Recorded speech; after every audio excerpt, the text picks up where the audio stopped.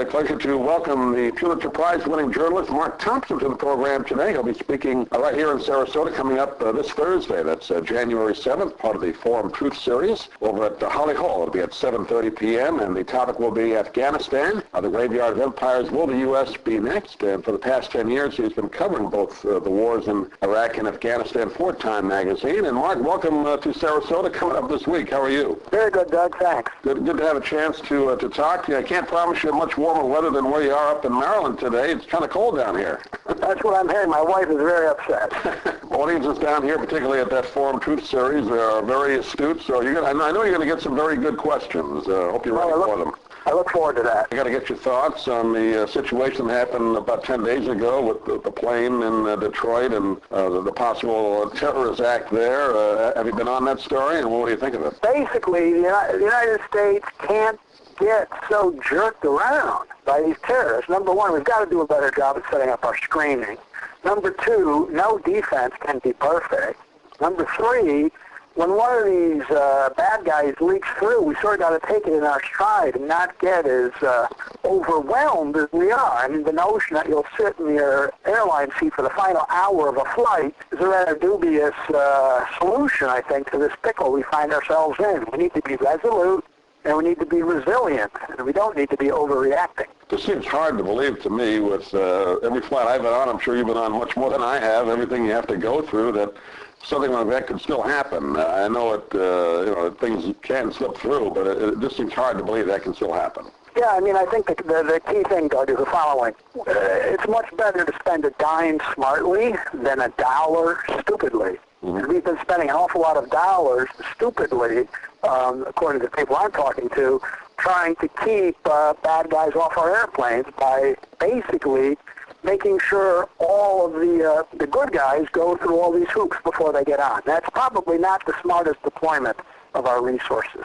I think we've all seen the stories of maybe little old ladies or little kids being held aside to check for them, and the people that you know are probably shady getting right on the planes. I mean, it is kind of strange, the whole setup. Right, it certainly is, and I think increasingly, if this threat persists, and there's no reason to think that it won't persist, we've got to go about it in a smarter way, because this is just becoming it's going to smother air travel, which is very important to the commerce of our country. Let's talk a little bit about it. I know you'll be focusing a lot on your speech on Thursday here in town about the Afghanistan situation. President Obama making some announcements before the Christmas vacation about, I'm not exactly sure, maybe people aren't aware either, what exactly his thoughts are. Is he trying to escalate troops over there? Is he trying to pull them out? Or what are your thoughts on that? Well, basically, he's trying to do both, Doug. I mean, that was the key thing of his message on December 1st at West Point, that he was sending in 30,000, or he will be sending in 30,000 more troops. That will triple the size of the force that was there under President Bush. But he also declared simultaneously with announcing that reinforcement that come July of 2011, those folks will begin coming home. Now, the question is, well, how many of them? And it's been made clear since he gave his remarks that will depend on situation on the ground, which basically means, if a paralegal from the JAG office and one ditch digger comes home, that's complied with President Obama's requirement. So we're likely to see a sustained U.S. presence in Afghanistan for the duration of President Obama's 1 or 2 terms. From your coverage of the story, Mark, has there been a lot of difference from the last couple of years of the Bush presidency and now the Obama presidency as far as this particular topic, or are they still kind of treading water? No, basically, I do think because Iraq, for good or for ill, and from our perspective, obviously for good, is getting a lot better. It's not perfect, but it's getting better. That has freed up a lot of resources for the U.S. to be able to deploy to Afghanistan. You've got to remember that when we invaded Iraq in 2003, a lot of the high-utility, low-density people and materiel, including reconnaissance, special forces, all that nifty kind of stuff, basically was shunted toward Iraq. And that left Afghanistan to fester. As Mike Mullen, the admiral who's the chairman of the Joint Chiefs of Staff, said several years ago, in Iraq we do what we must, and in Afghanistan, we do what we can. And that situation has found itself reversed now.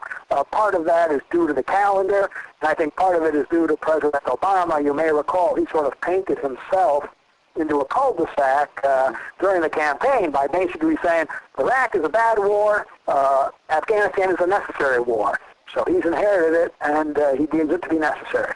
It seems like he's being pulled definitely from the far left. Before, like you said, during the campaign, let's get out of it today, and then you just can't always do that in this type of situation, particularly this type of situation, which is much more complicated than maybe previous wars, right? Yeah, I think that's true, Doug, but it's also worth pointing out that this was no secret during the campaign. There were many people on the left of the Democratic Party who were arguing, no, we need to pull out from Afghanistan, but anyone who paid any attention to what Senator Obama was saying back then knew that that was not likely to happen. You've written stories of being over there, the supplies, the morale. Can you give an idea right now? Well, what is the morale of the military over there? You tend to hear both sides in different media stories. From your perspective, how is it? Well, actually, that's a really interesting question because you can go over there as a reporter and find 10 soldiers and come away with 10 different stories, and that really doesn't give you a good lay of the land. What the Army has done every 2 years since this war has been underway is send a bunch of psychiatrists over who actually survey hundreds of troops. And they ask them pretty straightforward questions that aren't subject to a lot of opinion, like how many times have you been shot at, has a buddy of yours been injured or killed. And when you compare the 2009 data that have just come out with what soldiers are saying in 2005, it's obviously the fight has gotten a lot worse. There's a lot more wounding. I mean, the number of Americans killed in Afghanistan in 2009 was double what it was in 2008, and also was double what it was in Iraq in 2009. So this fight is really turning around. The casualties are likely to rise as the additional 30,000 U.S. troops arrive over there.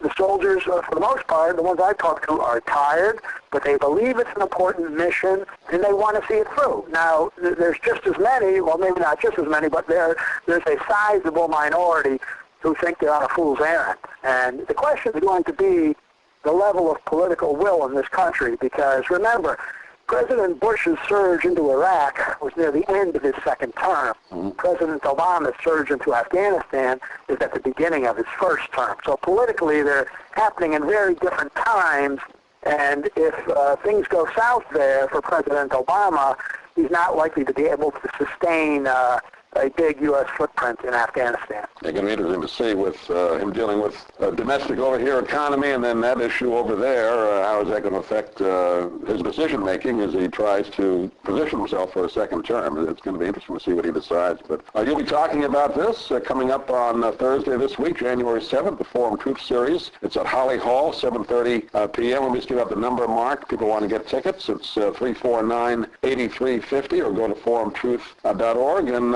Mark, just as a closing question, does this story, I mean, I know it's an important story, but I guess after a while it has to kind of get to you a little bit. Do you find some time to get away from it once in a while? Yeah, I come down to Sarasota whenever I can.